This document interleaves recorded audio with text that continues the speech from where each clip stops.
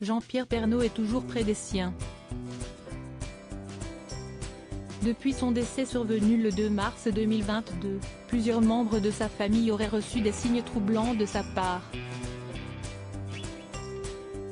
Après les déclarations faites par sa veuve Nathalie Marquet, c'est sa fille Lou Pernaut qui s'est exprimée à ce sujet.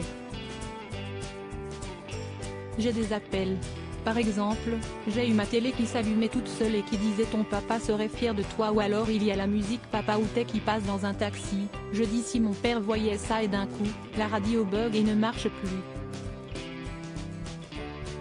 Et le mec dit je n'arrive plus à allumer la radio, a raconté la jeune femme de 20 ans, dans un nouveau numéro de l'émission Chez Jordan, diffusé le 16 mars dernier. Dans une interview accordée à Ciné Télé Revue en mai dernier, Nathalie Marquet s'était déjà confiée sur ces manifestations provenant de l'au-delà.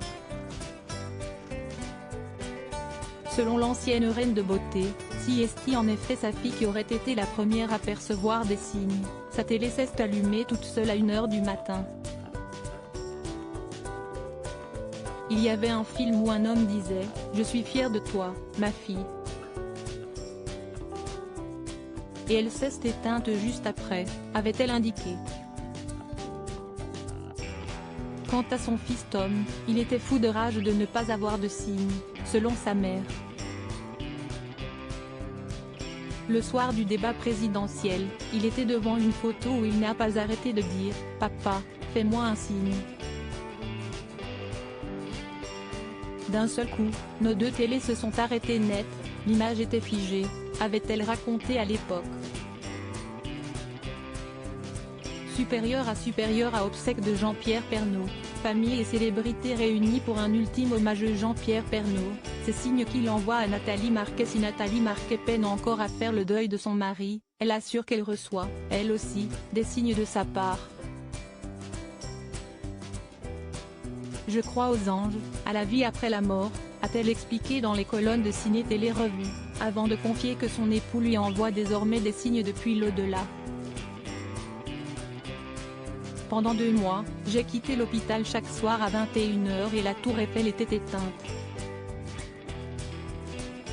Le jour où il est mort, en sortant, elle était allumée, elle scintillait.